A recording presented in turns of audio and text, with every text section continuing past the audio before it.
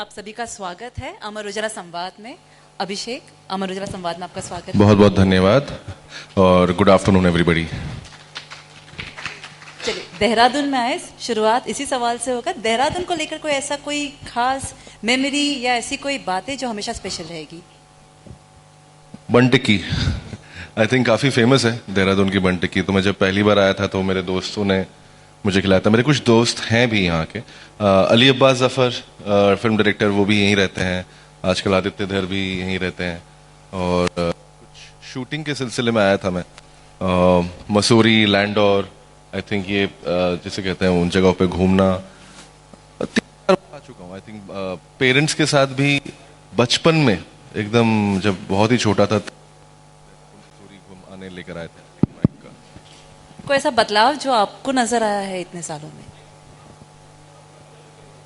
नहीं है एक्चुअली मुझे इतना मतलब उतनी फेंट मेमोरीज नहीं है। आई थिंक वैसा ही खूबसूरत जैसे पहले था, अभी भी उतना ही खूबसूरत है। चलिए, बदलाव का जिक्र हो रहा है। अभिषेक, जब पीछे मुड़ के देखते हो, कितना बदलाव अपने आप में नजर आ रहा है? क्या सोचा था कि इस फील्ड में जो सोच कर आए थे वो पूरा हुआ या अभी बाकी है? अभी बाकी है, बहुत बहुत कुछ सोच के आया था। बहुत आई थिंक ज्यादा ही बड़े सपने देख लिए थे। तो आप कहीं भी पहुंचते हैं तो आपको वो कम ही लगता है। आपको लगता है कि और आगे बढ़ने की ज़रूरत है और मेहनत करने की ज़रूरत है। तो इसे कहते हैं कि एक प्रोसेस चल रहा है और वो प्रोसेस का भी मैं हिस्सा हूँ। वैसे बता दें कि अभिषेक की जर्नी शुरू हुई है कोलकाता, फिर चेन्नई, फिर दिल्ली, फिर मुंबई, फिर दिल्ली। ये जो सफर रहा है कोलकाता से मुंबई तक का, जरा बता पाए हमें। जी, मतलब मैं पैदा खड़गपुर में हुआ था। कोलकाता में मेरे पिताजी ट्रांसफर थे, वो CISF में थे। और आई थिंक शुरुआती दौर में 2 साल में कोलकाता में रहा। उसके बाद मैं दिल्ली, मेरे पिताजी का ट्रांसफ़र हुआ और दिल्ली में कुछ साल रहने के बाद फिर हम लोग कलपाकम, जो कि तमिलनाडु में एक न्यूक्लियर पावर प्लांट है, वहाँ पे मेरे डैड पोस्टेड थे। तो वहाँ पर जिसे कहते हैं 5 साल मेरी परवरिश हुई।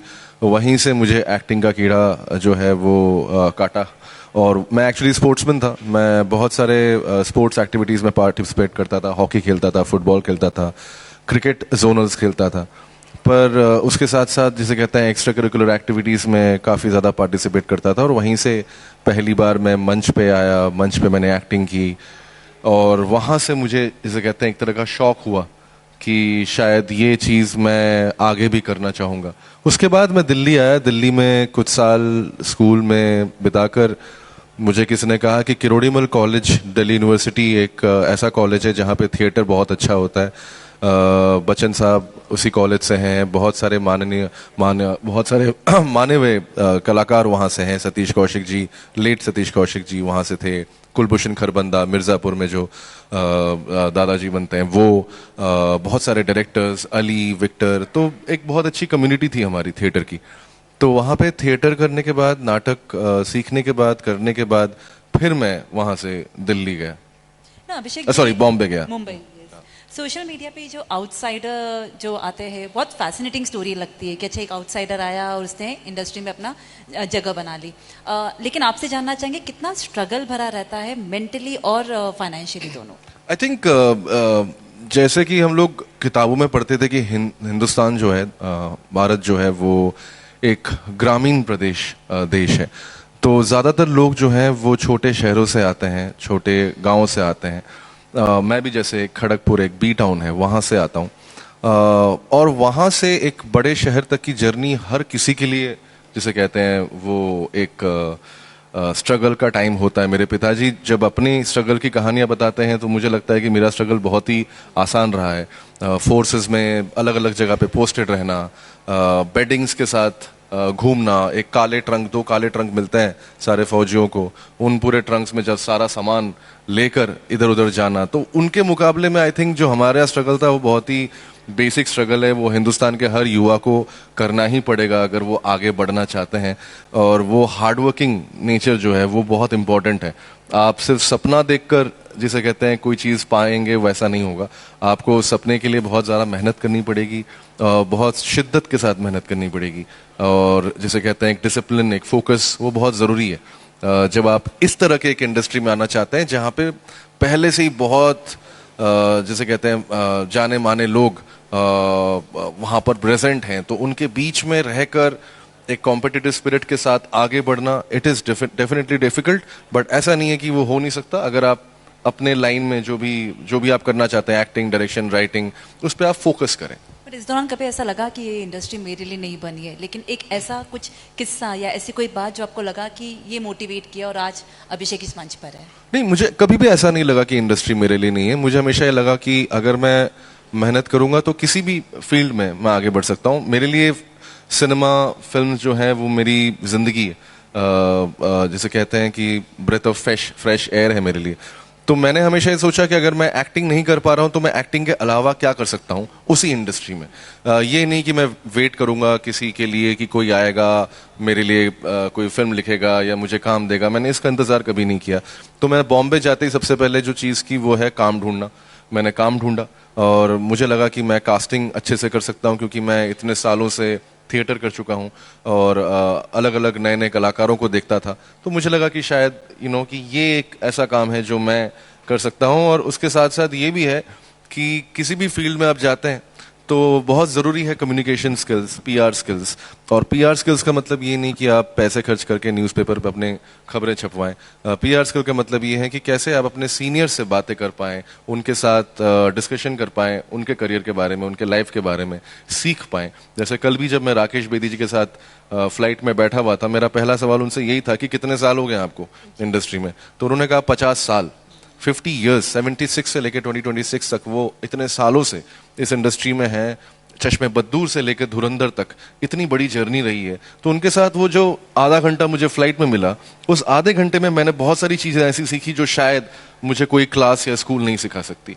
तो ये सीखने का जो आई थिंक इच्छा है वो हमेशा अपने आप को अपने अंदर रखनी पड़ती है। और अगर आप सीखते सीखते अपना एक रास्ता बना लेते हैं धीरे धीरे। आप कास्टिंग डायरेक्टर है, बता पाए एग्जैक्ट काम क्या होता है? हम अक्सर देखते हैं कि कास्टिंग डायरेक्टर सिर्फ एक एक्टर्स को शॉर्टलिस्ट करना होता है, या क्या एक प्रोसेस है जो आज हमारे जो युवा यहाँ मौजूद है अगर वो उस फील्ड में अगर जाना चाहे तो? एक तरह का एचआर कंपनी है, ह्यूमन रिसोर्सेज कंपनी है। हम लोग बेसिकली एक ब्रिज हैं बाहरी दुनिया और इंडस्ट्री की दुनिया के बीच में।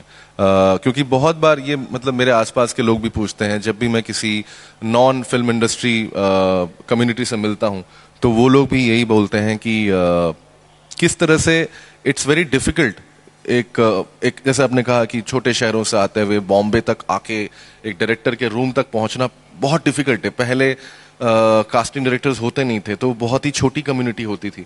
अब हमारे आ जाने से क्या हुआ है कि अगर जैसे मान लीजिए देहरादून में हम बैठे हैं और देहरादून में थिएटर हो रहा है, तो बहुत सारे कास्टिंग डायरेक्टर्स ऐसे भी हैं जो देहरादून में आकर अपने ऑडिशंस करते हैं और वहां से क्या कहते हैं एक्टर्स को चूज करके फिर हम अपना डायरेक्टर को दिखाते हैं। और अगर उनका परफॉर्मेंस अच्छा है तो फिर बहुत सारे ऐसे कलाकार, आजकल आप लोग ओटीटी में देख ही रहे होंगे, बहुत सारे नए कलाकार आपको दिखते रहते हैं। वो इसलिए हो पाता है क्योंकि कास्टिंग डायरेक्टर्स जो हैं वो उन तक पहुंचने की कोशिश करते रहते हैं कॉन्स्टेंटली। बट शिकायतें तो ये भी कई होती है कई सारे नए लोगों की या फिर एक्टर्स की कि जो कास्टिंग डायरेक्टर्स होते हैं या तो वो खुद को अपने आप को कास्ट कर लेते हैं या फिर अपने पहचान के कोई लोग हो तो उनसे इन्फ्लुएंस होकर उनको कास्ट करते हैं। मुझे लगता है कि इंडस्ट्री में सिर्फ इकलौता मैं ही कास्टिंग डायरेक्टर हूं जो कास्टिंग के बाद एक्टिंग कर पाया है। और मैं ये मानना चाहूँगा कि उसका कारण जो है वो टैलेंट है, वो सिर्फ मेरी पहुंच नहीं है। देखिए क्या है कि कोई भी डायरेक्टर या प्रोड्यूसर सिर्फ आपकी फेमिलियरिटी के चक्कर में आपको रोल नहीं देता, क्योंकि उनके बहुत सारे पैसे लगे होते हैं। तो ऐसा बहुत ही कम होता है कि किसी ने जस्ट बिकॉज आप उनके दोस्त हैं तो आपको रोल दे दिया, और वो रोल दे दिया तो खराब एक्टिंग होती है और वो खराब एक्टिंग के बाद आपको दूसरा रोल नहीं मिलेगा। तो आपको हमेशा आउटसाइडर्स के लिए सबसे इंपॉर्टेंट बात यह है, आपको ये समझना पड़ेगा कि आपको हर रोल में प्रूव करना पड़ेगा।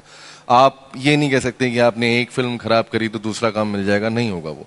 तो ये शिकायतें तो हमेशा रहेंगी। और ऊपर से क्या है कि हिंदुस्तान ऐसा देश है जहां पे 90% आबादी को लगता है वो क्रिकेट खेल सकते हैं और 90% आबादी को लगता है कि वो एक्टिंग कर सकते हैं। तो लेकिन वो क्या है कि वो स्किल ऐसी वो लेकिन उसके लिए जो मेहनत और जो स्किल है वो आपको डेवलप करते रहना पड़ेगा। और बहुत बार ऐसा होता है कि टैलेंटेड होता है कोई, पर वो शायद मेहनत कम करे। और अगर आप मेहनत कम कर देंगे तो धीरे धीरे देखेंगे कि आपका जो है वो रास्ता कहीं ना कहीं वो अलग डिस्ट्रैक्ट होते जाएंगे आप। तो ये मतलब जैसे कहते हैं कंट्रोवर्शियल बात है कि बहुत लोग खुश नहीं हैं सिस्टम से, बट इसी सिस्टम से हम आते हैं, इसी सिस्टम से बहुत सारे ऐसे नए एक्टर्स आते हैं जिनको आप पर्दे पे देखना चाहेंगे। ऑफ कोर्स डिफिकल्ट है बट नामुमकिन नहीं है।